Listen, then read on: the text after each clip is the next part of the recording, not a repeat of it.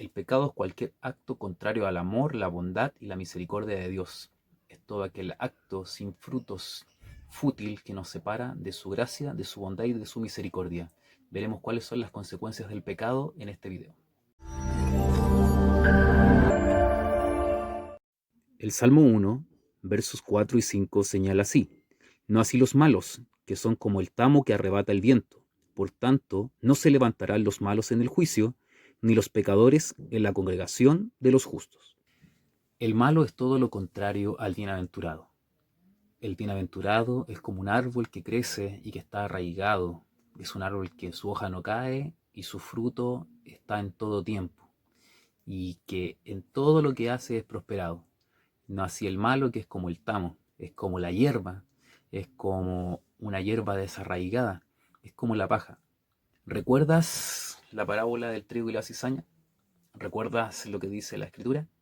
En la parábola del trigo y la cizaña, el Señor sembró trigo y vinieron los enemigos y dentro del trigo también sembraron cizaña. Vinieron los siervos del Señor y le dijeron: Señor, ¿quieres que saquemos la cizaña para que no crezca junto al trigo? Y el Señor le dijo: no, dejen que también el trigo crezca junto a la cizaña, para que no sea que cortando la cizaña dañéis también el trigo. Y estaba esperando el momento de la cosecha. Y aquí podemos ver una clara distinción entre estos dos tipos de seres humanos que ve Dios ante su presencia, ante su justicia. Él ve por un lado al bienaventurado, al justo, al bueno, al que ha sido justificado, y por otro lado al malo, al pecador. Y uno es caracterizado con el trigo y el otro con la cizaña. La cizaña tiene ciertas características, se parece mucho al trigo, pero no es trigo, es vano, no lleva grano, crece y como no lleva grano, no se dobla. También da un fruto que es venenoso, que al ser molido da mal sabor, da amargura y también puede ser con un carácter ponzoñoso.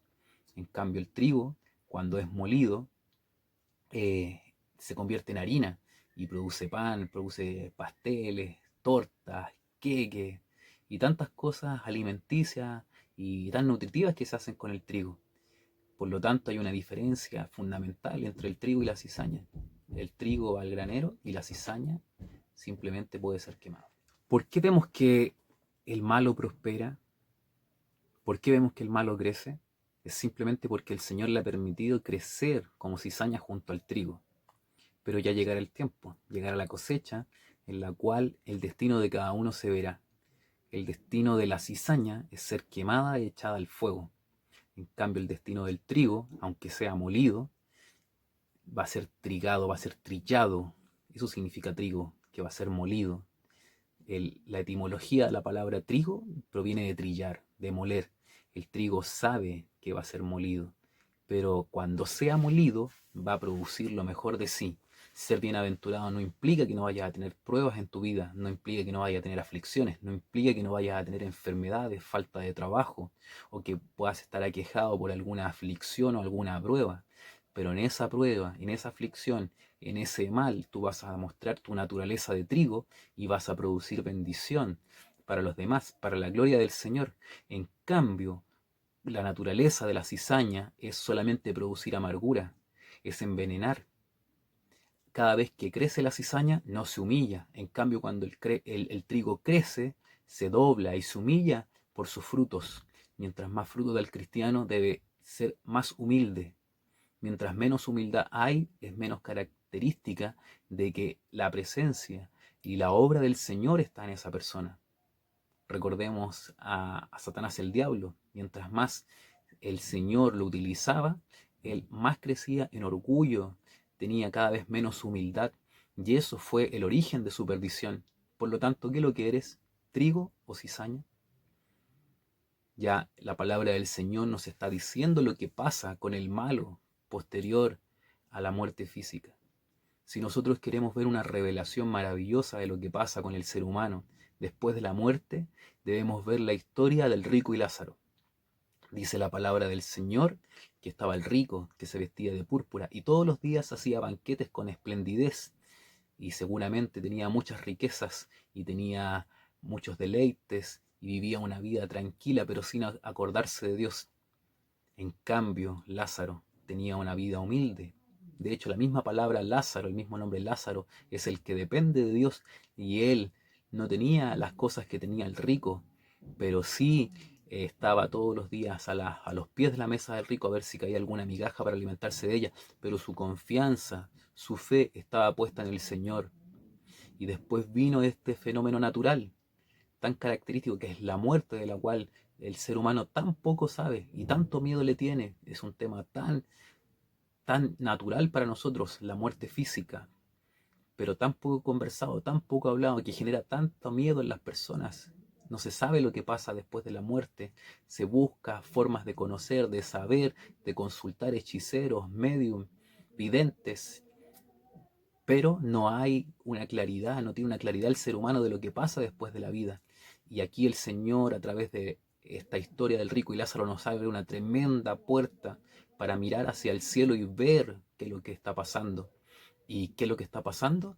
El Señor nos está revelando que viene la muerte, la primera muerte, la muerte del cuerpo, y hay una separación del cuerpo y el alma del rico se va al infierno, se va a sufrir, se va a, a pasar una eternidad en el tormento, en el dolor, en el infierno, en la llama, sufriendo y viviendo todo, con todos sus sentidos, dándose cuenta, pudiendo hablar, pudiendo escuchar, pudiendo razonar, pudiendo sufrir.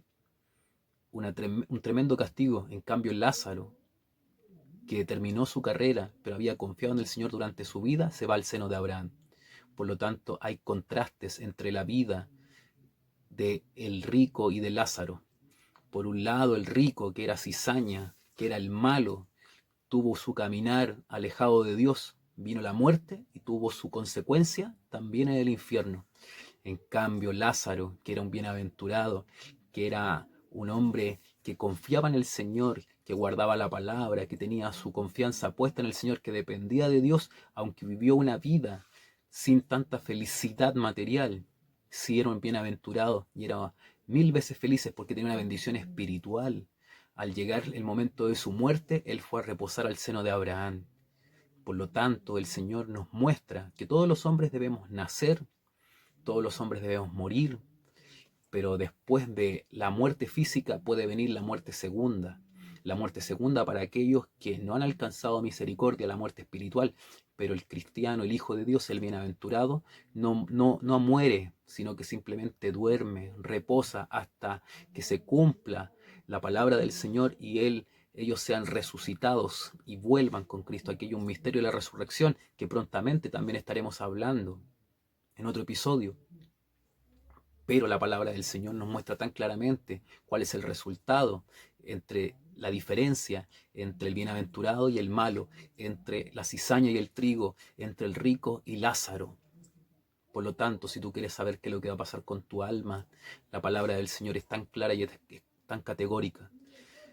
Todos los hombres nacemos de un nacimiento carnal, pero para poder llegar a la presencia del Señor, para poder llegar al cielo, nosotros sabemos que debemos ser perdonados de nuestro pecado. Ante la justicia del Señor debemos pagar por nuestro pecado, pero nosotros no podemos pagar por nuestra propia vida, y otro hombre tampoco puede pagar por nuestra vida, entregarse en un sacrificio vicario por nosotros, porque ese hombre también es pecador y él debe pagar por sus propios pecados.